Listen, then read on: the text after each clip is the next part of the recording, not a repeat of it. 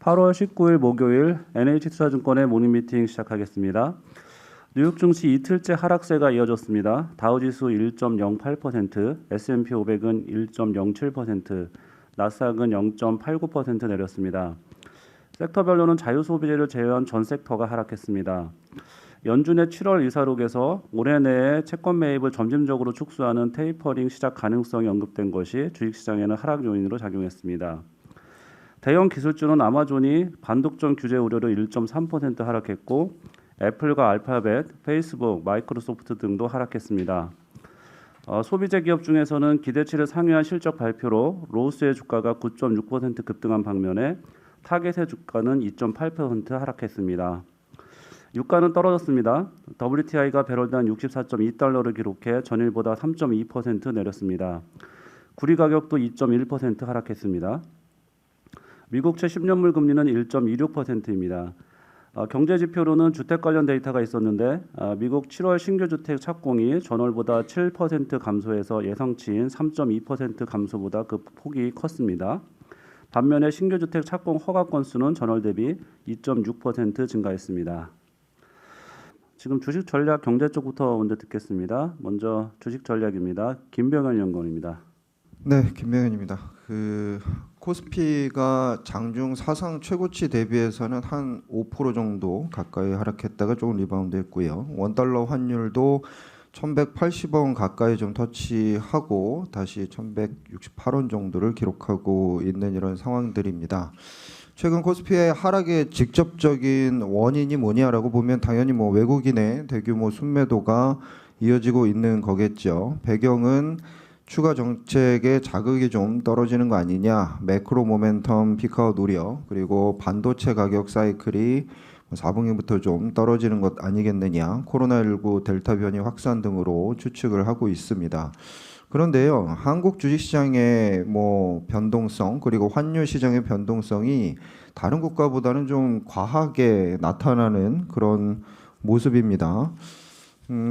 한국 이런 주식시장의 모습들은 최근 한 달 정도를 보면 터키의 통화 가치는 오히려 상승하는 모습을 좀 보였고요.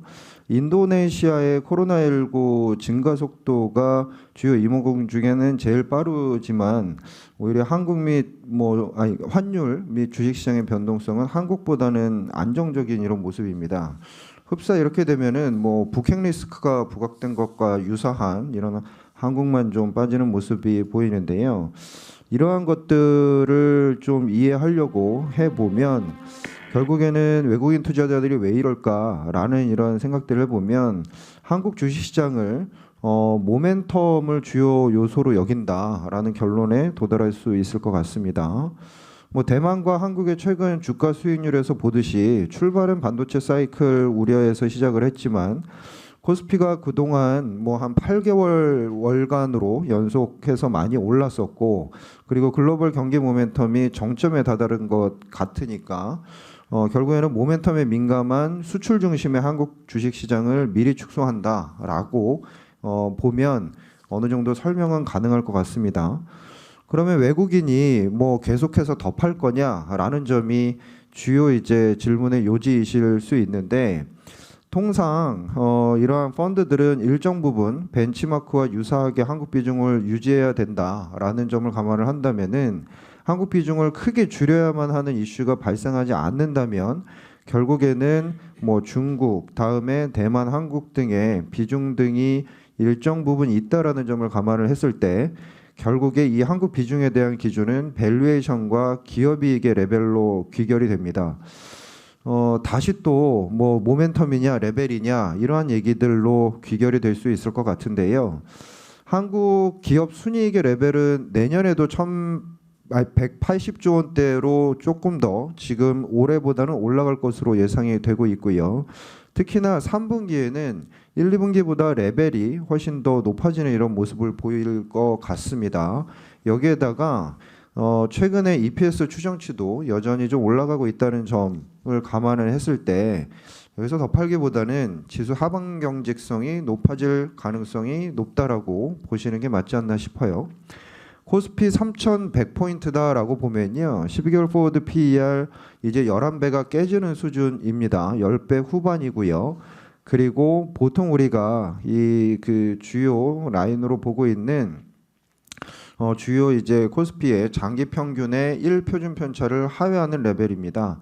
금방 말씀드린 기업이익의 레벨을 감안한다면은 지금 지수 때는 리바운딩에 대한 인식이 가능한 영역이다라고 보실 수가 있을 것 같습니다. 정리하자면 코스피는 단기 급락이 좀 진정되면서 재차 상승할 것으로 예상합니다. 다만 일정 수준을 회복한 이유가 더 고민이다라는 거죠. 흔히 말하는 선행 지표는 피크아웃의 우려가 나타나는 반면에 후행 지표 같은 경우에는 계속 상승할 가능성이 높습니다. 그러면 모멘텀은 좀 둔화됐기 때문에 이 코스피의 적정 가치가 계속적으로 매력적으로 유지가 되려면 배당 확대라든 주주 가치 재고가 나타나거나 아니면 할인율이 낮게 유지되어야 하거든요. 지금은 문제가 없을 것 같습니다. 페드가 지금 테이퍼링을 논의할 거다. 이게 거의 기정사실화 된다라는 이런 생각들로 인해서 오늘 아침에도 의사록이 발표되면서 지수가 그에 대한 영향을 받았지만 뒤로는 막대한 유동성을 공급하고 있는 이런 상황들이거든요. 특히나 이 팁스라는 물가연동 채권을 페드가 공격적으로 매입하고 있으면서 실질 금리를 최대한 낮게 유지시키고 있는 이러한 상황들입니다. 페드가 이렇게 유동성을 막대하게 공급하는 한 주식시장의 하방 경직성은 매우 높을 거다라고 저희는 판단을 하고 있습니다. 그러면 이 페드의 스탠스가 언제 변할까라는 것들이 가장 이제 관건일 텐데요. 페드는 적어도 우리가 모르는 어떤 블랙스완을 두려워한다기보다는 현재 고용 수준에 대한 의구심이 계속적으로 나타나고 있기 때문에 이런 양면적인 행동을 하는 거다라고 판단을 할 수 있을 것 같습니다. 근본 7월 고용 지표가 예상치를 상회하면서 의미 있는 진전이 좀 있었지만 페드로서는 수개월 더 고용 시장의 강력한 회복을 확인하려고 할 것 같다라고 판단을 하고 있어요. 페드는 델타 변이 확산의 고용 시장에 대한 어떤 영향 그리고 서비스원 고용이 계속 지속이 될 거냐, 이 구직자의 재택근무 혹은 프리랜서 선호 확대 이런 구조적 변화가 있을 거냐라는 변화를 면밀히 점검하고 완연한 회복을 확인하고 싶어 할 것 같습니다. 이렇게 보면 결국에는 지금은 완화적 스탠스를 지속할 가능성이 높고요. 향후에 미국의 고용의 정상화가 나타나면서 경기 회복에 대한 자신감을 가지게 된다면 그때 금리가 올라가면서 오히려 위험 자산은 할인율 상승에 압박을 받을 수 있지 않겠느냐. 결국에 주식시장의 추세는 8월에서 10월 미국 고용 지표가 가장 중요하게 보인다라고 정리를 드릴 수 있을 것 같습니다. 오늘 아침에 FOMC 회의록이 공개가 됐잖아요. 그쪽 내용을 보면 조금 해석하는 사람마다 좀 다른 시각도 있는 것 같은데, 방금 말씀하신 것처럼 고용이나 특히나 고용 부분에 있어서는 만족한다는 시각도 있는 것 같고, 좀 더 지켜봐야 된다는 시각도 있는 것 같고, 테이퍼링 관련해서는 아마 9월에 발표하고 빠르면 올 10월에도 시작할 수 있다. 이런 의견도 나와 있는 것 같은데, 오늘 이번에 발표된 회의록에서 저희가 조금 얻을 수 있는 게 있다면 어떤 게 있을까요? 이번 회의록이 발표되면서 사실은 어제 미국 시장을 보시면 보합권 정도에서 등락을 하다가 회의록이 발표되고 나서 이제 1% 정도 밀린 이런 모습들을 보실 수가 있을 것 같습니다. 대부분 그러니까 과거보다는 소수 의견이 아니라 다수 의견이 이제 테이퍼링을 하기에 어느 정도 기준이 좀 충족됐다라는 점이 반영이 된 것 같다라는 거고요. 일부 소수 의원들이 여전히 고용과 물가 이런 상황들을 지켜봐야 된다라고 얘기를 한 이런 상황들입니다. 달러나 금리의 이런 영향력은 사실은 그렇게 크게 변동성이 크게 나타나지는 않았고요. 결론을 말씀을 드리면 테이퍼링은 저희 기존에 하우스에서 예상을 한 것처럼 9월 정도에 공식적으로 이제 시작을 할 거다라고 얘기를 할 가능성이 높습니다.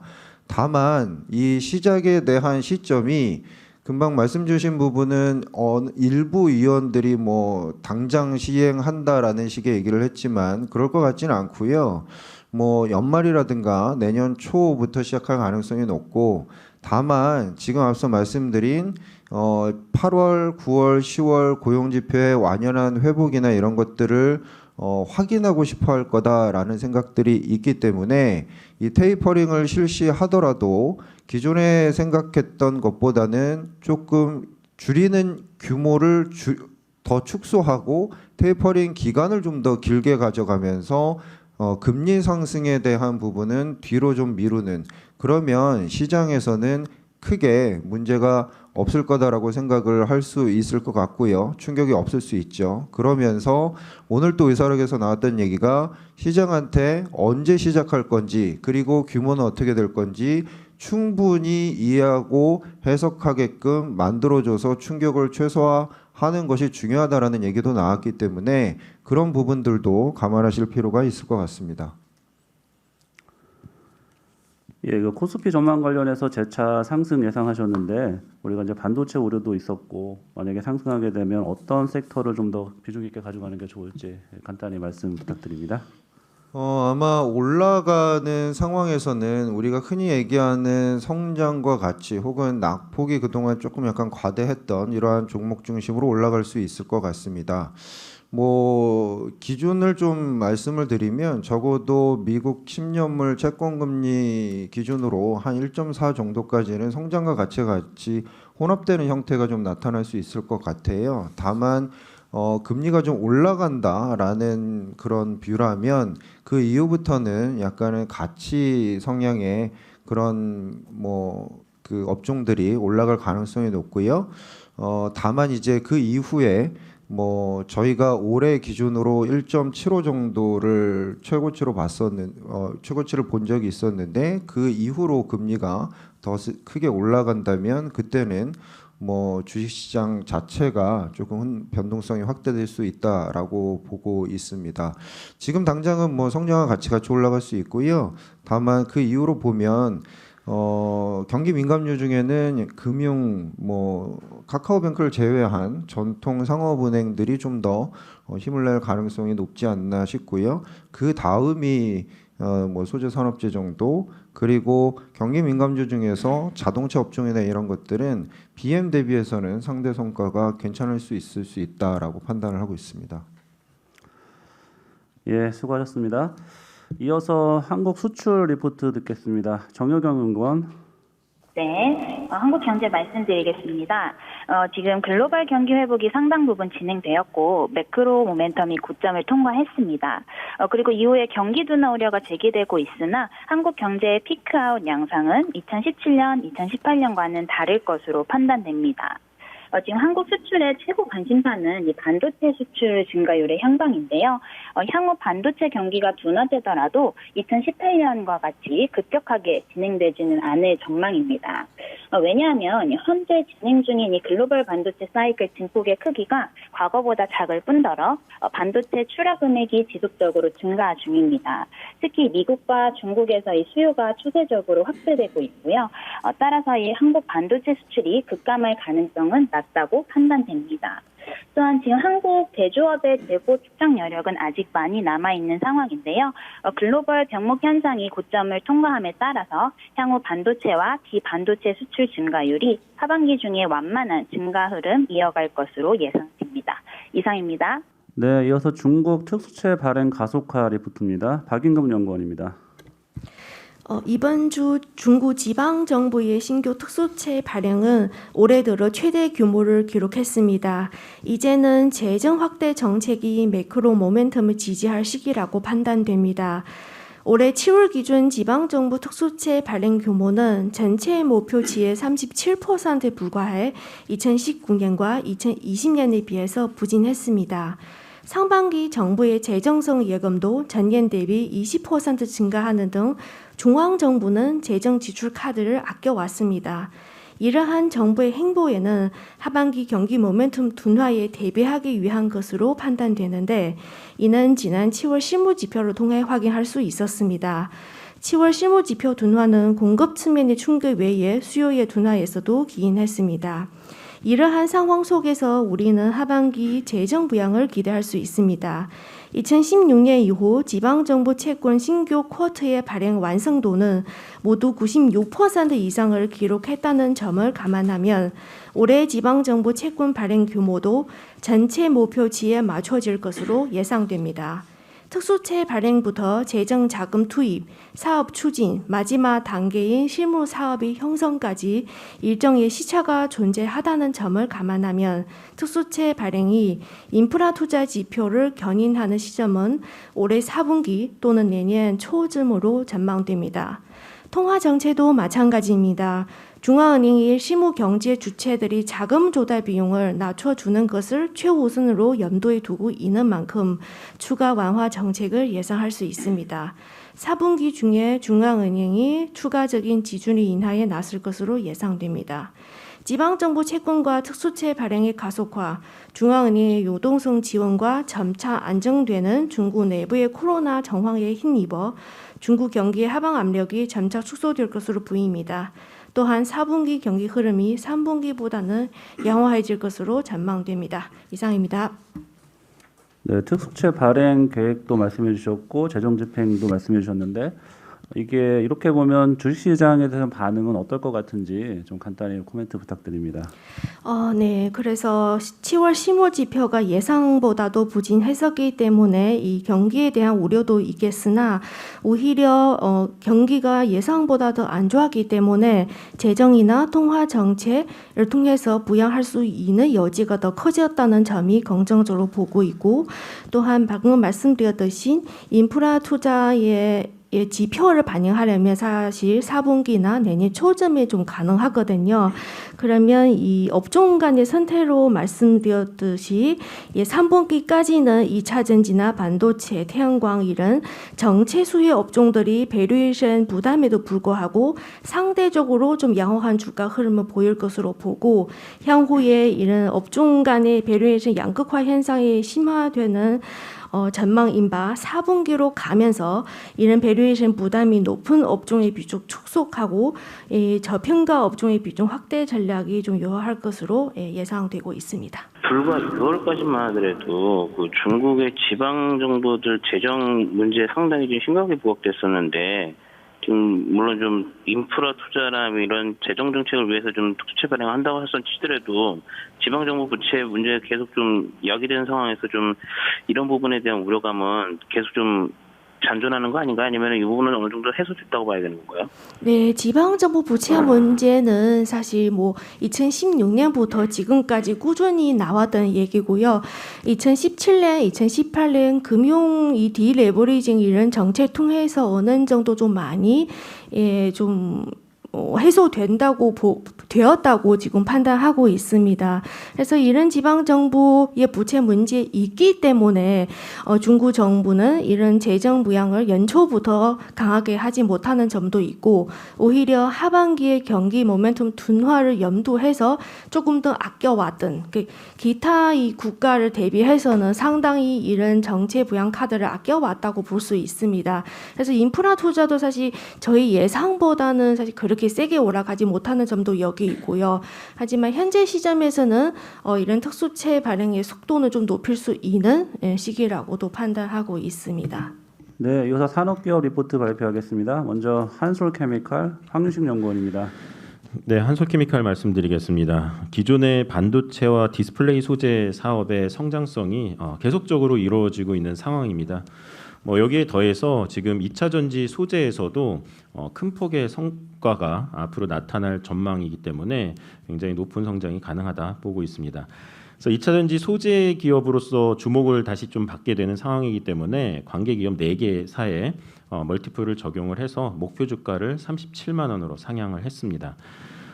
이 기업 커버리지를 시작할 때부터 한 8, 9년 전이죠. 자식에게 사주고 싶은 주식이라는 말씀을 계속적으로 좀 드려왔습니다. 3, 4년 이후에 성장 모멘텀이 계속적으로 확보가 되고 있고 성장이 굉장히 좀 가시적인 상황이었기 때문이고요. 지금도 마찬가지로 향후의 성장성이 굉장히 보이는 상황이라고 보면 될 것 같습니다. 2차전지 음극제용 바인더를 좀 출시를 했고요. 그리고 자회사 테이펙스 통해서 2차전지용 테이프 매출액이 크게 늘어나고 있습니다. 현재 올해 기준으로 대략 작년 기준으로 한 1,000억 정도의 2차 전지용 소재가 납품이 되는 걸로 좀 파악이 되고 있고요. 최근에 이제 공시를 통해서 음극제용 실리콘 첨가제 생산 설비 신증설 발표를 했습니다. SIC, 그러니까 무기 실리콘 첨가제 쪽 분야고요. 유기 실리콘보다도 좀 수명이 훨씬 길고 그리고 성능도 더 개량된 제품이라고 좀 알려져 있습니다. 공시에 따르면 2022년도 말 완공이 계획이고요. 750톤 1차적 완공이고 이어서 바로 1,500톤 그리고 향후 이제 10,000톤까지 확대해 나갈 계획으로 발표를 하고 있어서 2차 전지에 대한 성장성이 앞으로 계속 주목을 좀 받을 걸로 예상을 하고 있습니다. 2분기 영업이익은 이제 539억 원, 그러니까 분기 최대 실적을 기록을 했고요. 분기 최대 실적이라는 게 그렇게 낯익은 낯설지 않은 그런 지금 단어가 되겠고요. 3분기도 추가적인 증이익으로 분기 최대 실적이 예상이 됩니다. 4분기에 큰 폭의 실적 개선이 좀 예상이 됩니다. QD OLED 소재와 이제 NB 라텍스의 신규 판매가 되기 때문에 한 단계 높은 실적이 좀 이루어질 걸로 예상을 하고 있고요. 다만 이제 상여금이 4분기에 한 200억 가량 지급이 되기 때문에 이를 재개할 경우 절대 금액은 소폭 감소하겠지만 상여금 제외 시 실질적인 증익이 좀 일어나는 분기라고 보면 될 것 같고 이 기조가 내년에도 좀 이루어질 걸로 좀 보면 될 것 같습니다. QD OLED 소재가 상용화가 좀 될 예정이고요. 아마 이제 4분기부터 고객사 납품이 된다면 기존 소재 대비 한 5배 이상 사용량이 늘어나기 때문에 앞으로의 이제 한 번에 더 큰 이제 실적 증가가 가능하고요. 그리고 이제 NB 라텍스가 이제 현재 2만 톤 캐파입니다. 수술용 장갑으로 사용되는 제품인데 증설이 이제 4분기에 완공 가동이 되면은 4분기부터 실적 증가가 나타날 것으로 예상을 하고 있습니다. 이상입니다. 반도체 소재에서 2차 전지 소재로 좀 이제 영역이 확장되고 있는데 제가 알기로 올해 2차 전지 소재가 영업이익이 한 10% 정도 되는 것 같은데 내년 내후년은 그 기준이 어느 정도까지 좀 보시는지 하고요. 고체 전해질을 얘네들 개발하고 있다고 기사가 많이 나왔었는데 그 현황 좀 간단히 좀 업데이트 부탁드릴게요. 네, 고체 전해질은 개발은 하고 있을 겁니다. 많은 이제 소재 기업들이 당연히 그쪽도 개발을 하고 선행 기술 개발 투자를 좀 해야 되는 게 당연한 모습이고 다만 그게 이제 고체 전해질이 상용화될지 그리고 파일럿 수준에서라도 어느 정도 가능성이 있을지 모르기 때문에 그냥 이제 연구실, 실험실 수준이라고 보시면 될 것 같고 그 인더스트리에서 이제 큰 그 기술적 진보가 이루어진다면 거기에 맞춰서 매출 그러니까 제품 양산이나 개발, 생산 그렇게 이제 가능하다 보면 될 것 같고 지금은 이제 연구실 수준이라고 보면 될 것 같습니다. 그 2차 전지용 그 소재가 올해 기준으로 대략 전체 매출액 기준으로 한 15% 정도 좀 이루어질 것 같습니다. 과거에도 이제 음극제용 그리고 분리막용 바인더 그리고 이제 테이프엑스의 이제 그 2차 전지용 테이프 말씀을 드리지만 시장에서는 이제 이런 쪽 제품에 대한 이제 임팩트를 그렇게 크게 지금 보지는 않아서 꾸준히 이제 매출을 좀 늘려온 상황이고요.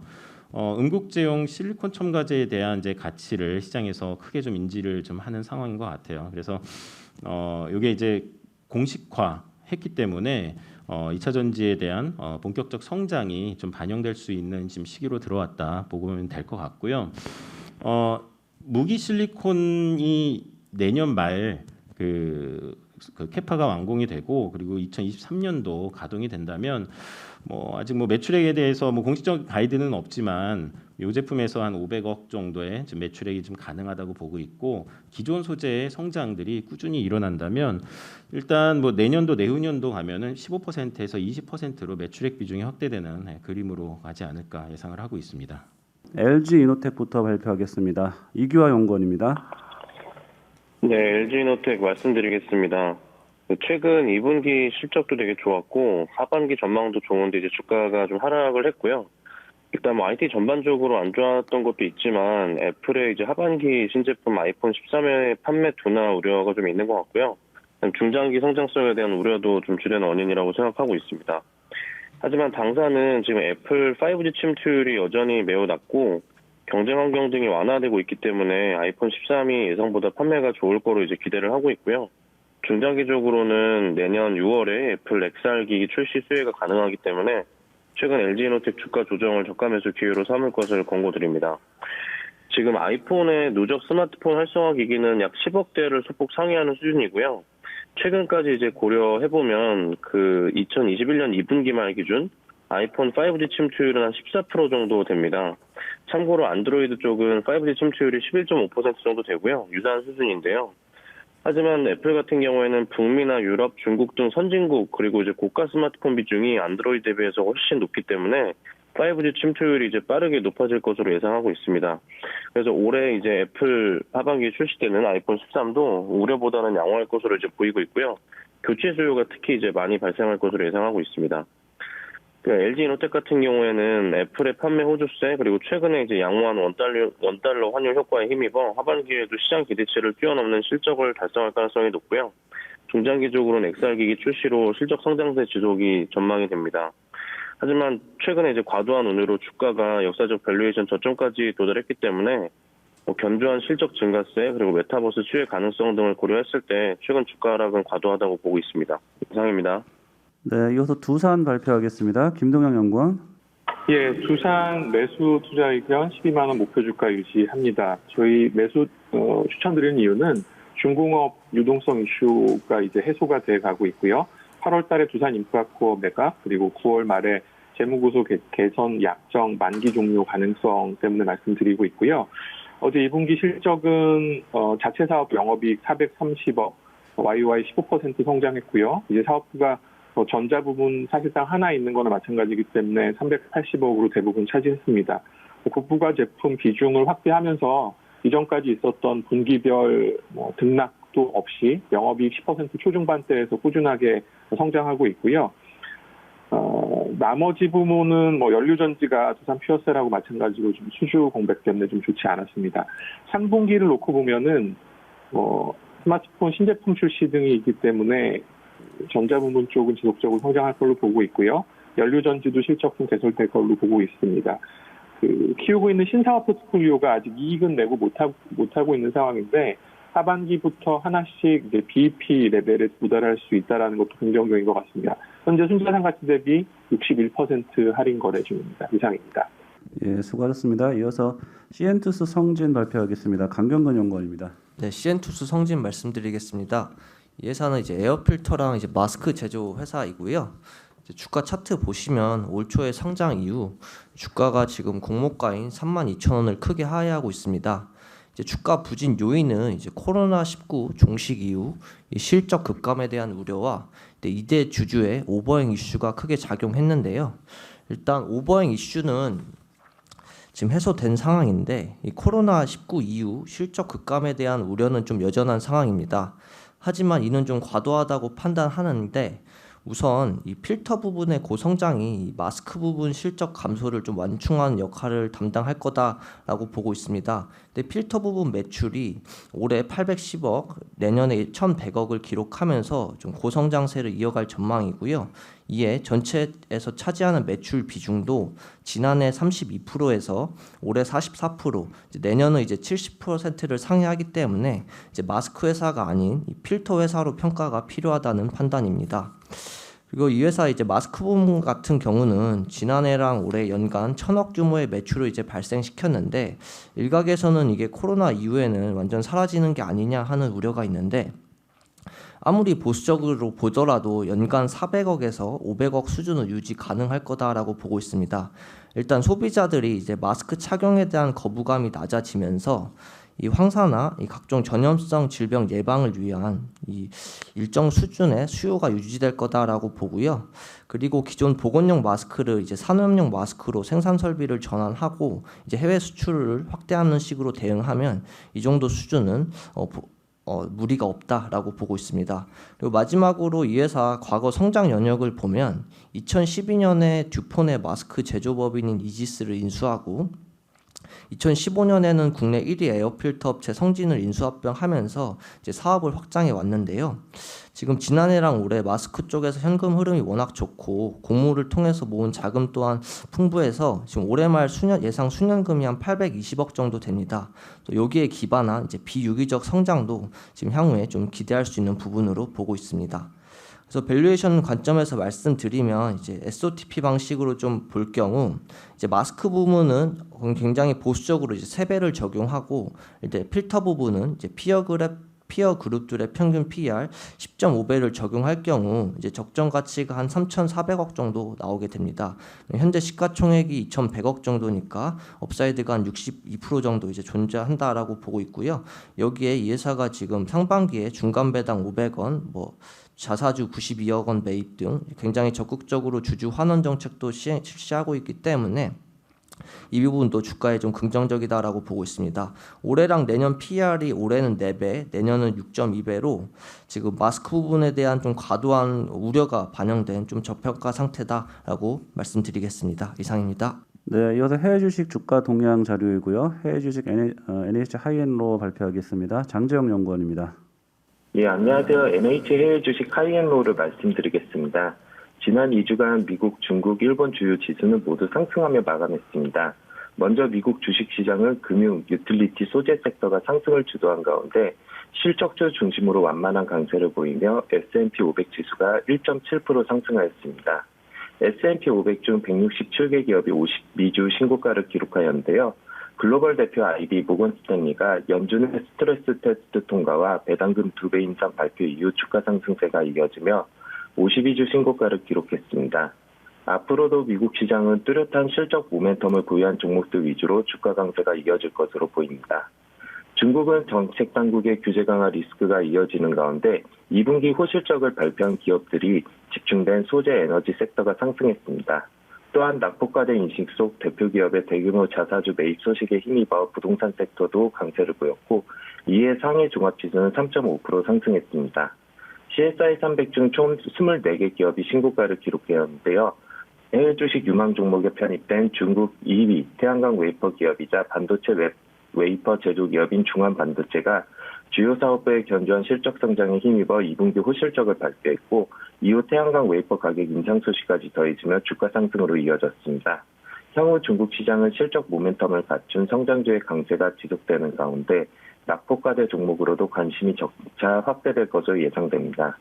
일본은 빅스 기준 11개 섹터가 모두 상승했고 특히 금융, 산업재, 소재 등 경기민감 섹터에 속한 기업들의 실적 구조가 주가 강세로 이어지며 토픽스 지수가 2.9% 상승했습니다. 토픽스 500 중 55개 기업이 신고가를 기록했으며 일본의 양대 완성차 기업 중 하나인 혼다자동차가 시장 기대치를 상회하는 분기 실적 발표와 함께 연간 실적 가이던스를 상향하며 52주 신고가를 돌파했습니다. 일본 시장은 앞으로도 연간 가이던스 상향 등 실적 개선세가 뚜렷한 기업으로 관심이 이어질 것으로 보입니다. 지난 2주간 한국인이 가장 많이 순매수한 미국 종목은 아마존닷컴입니다. 시장 기대치를 하회하는 3분기 실적 가이던스를 제시한 이후 주가가 크게 하락하였고 이에 대규모 매수세가 유입된 것으로 보입니다. 중국과 홍콩은 중국 전기차 ETF, 일본은 W스포크 등 전기차와 2차전지 관련 종목을 가장 많이 매수했는데요. 전기차에 대한 견조한 수요가 뒷받침되는 가운데 하반기 자동차 반도체 공급난 개선으로 실적 호조가 기대되기 때문입니다. 이상입니다. 지금 중국은에서 좀 박행금 위원이 하반기로 갈수록 일단 인프라 투자 지표 좋아질 걸로 좀 얘기를 했는데 저희 글로벌 쪽에서는 좀 중국 쪽 인프라 관련해가지고 추천할 만한 종목 없는 건가요?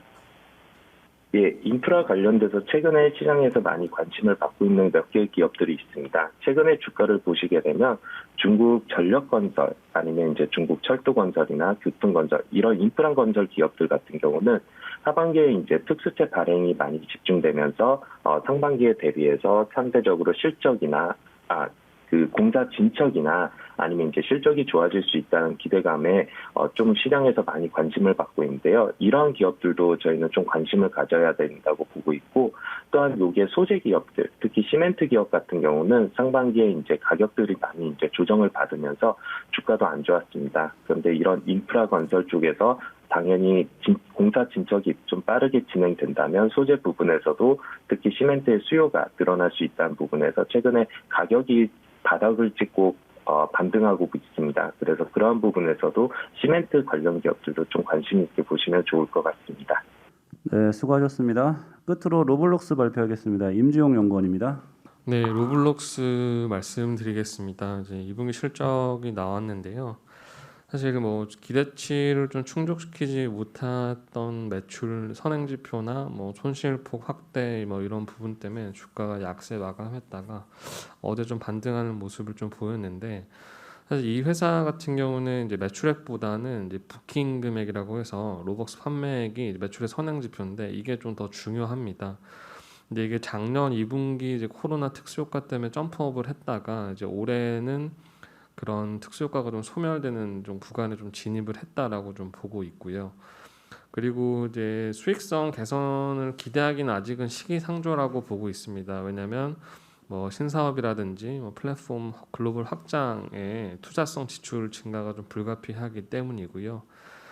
일단 뭐 활동성 지표 같은 경우는 사실 미국이나 유럽 쪽에서는 좀 둔화가 많이 됐습니다. 뭐 반면에 뭐 라틴 아메리카나 아시아 태평양 쪽에서 성장을 좀 주도를 하면서 굉장히 글로벌 확장세는 다행히 유지되고 있다라는 점은 좀 다행인 것 같고요.